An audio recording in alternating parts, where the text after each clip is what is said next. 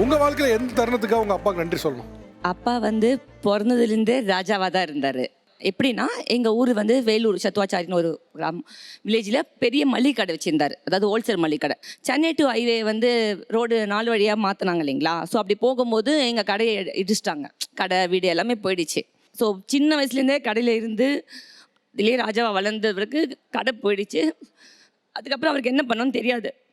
அவருக்கு தெரிஞ்சது எதுவும் படிக்கவும் இல்லை. ஏன்னா கடை இருக்குது, ஏன் பையன் படிக்கும், தாத்தா எந்த ஜாபுக்கு அப்போல்லாம் சென்ட்ரல் கவர்மெண்ட் ஜாப் நிறைய வாய்ப்புலாம் வந்துச்சு அப்பாவுக்கு. எங்கள் தாத்தா அப்போல்லாம் அனுப்பலை. நம்மளாம் பிஸ்னஸ் மேன்ரா அப்படின்னு சொல்லிட்டு கடையிலேயே வக்கஞ்சி கடையிலேயே கடையே இருந்துட்டாரு.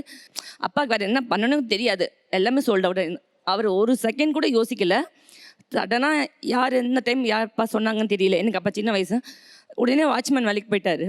ஸோ கேட் திறந்து விட்டது, அவங்களுக்கு செக்யூரிட்டியாக வேலை செஞ்சுருந்தார். அண்ட் சேம் டைம் பார்த்தீங்கன்னா அந்த சேலரி கம்மியாக இருக்கும், பத்தாது. அதனால 2 ஷிஃப்ட்டு 3 ஷிஃப்ட் எல்லாம் சேர்ந்து பார்ப்பார். அப்பா செக்யூரிட்டியாக இருக்கா நீங்கள் பார்த்துருக்கீங்களா? லஞ்ச் எடுத்துட்டு போய் கொடுக்கும்போது பார்த்துருக்கேன். ஸோ அப்படி தான் எங்களை வளர்த்தாரு.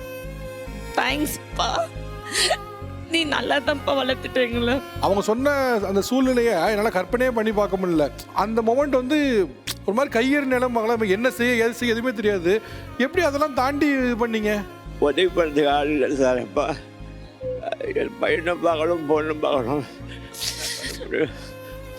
கொசுக்கடி மழை எங்கள் பாப்பா மேலே பாசம் அதிகம். நான் வந்து மந்திரி பண்ணுறேன் சார். உங்கள் பேச்சு எப்படி நான் வாரம் கேட்குறேன். அதில் என்ன அப்படின்னு சார். இன்றைக்கி தம்பியாக போகணும்னு சொல்லுங்கள் சார். இன்றைக்கி திருவண்ணாமலை போய் ஒரு சட்டை வாங்கிக்கிறேன் சார். இன்றைக்கி இல்லை சார், அப்பாவுக்கு தமிழா வர்றது தெரியாது. நான் ஆக்சுவலாக திருவண்ணாமலேருந்து வேலூர்லேருந்து அப்பாவை கூட்டிகிட்டு நான் சென்னை வந்தேன். ஸோ நான் வேலூர் வந்தோடனே எனக்கு சின்ன வயசில் எங்கள் அப்பா கையை பிடிச்சி என்னை கூட்டிகிட்டு நல்லா ஊர் சுற்றுவார்.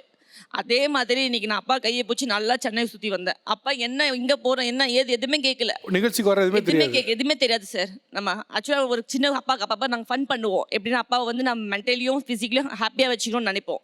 அதனால என்ன பண்ணேன், நீ வாராயின்னு சொல்லிட்டு கையை பிடிச்சி கூட்டிகிட்டு வந்தால் சிரிச்சிட்டே வந்தார். காலையில் வந்தவர் மதியம் 2 மணிக்கு நம்ம பூந்தமல்லியில் இறங்கும்போது தான் அவர் ஷாக் ஆகுறாரு.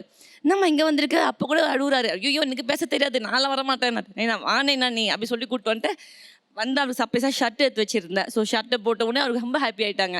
ஸோ இதுதான் சார் லைஃப் சார். இன்னொரு விஷயம் நான் சொல்லணும் இந்த இடத்துல, அப்பா கிட்டே சொல்கிறேன். அப்பா எல்லோரும் சொல்கிறாங்கல்ல, ஆக்சுவலாக வந்து அப்போ செக்யூரிட்டி வேலை சேலரி கம்மி சார். ஸோ அது எங்களை வளர்த்ததே பெரிய விஷயம். நான் இப்போ ஓப்பனாக சொல்கிறேன். அதில் அப்பா சொத்து சேர்த்து வைக்கல அப்படின்னு சொல்லிட்டு எங்கள் ரிலேஷன்ஸ் எல்லாம் பேசுகிறாங்க.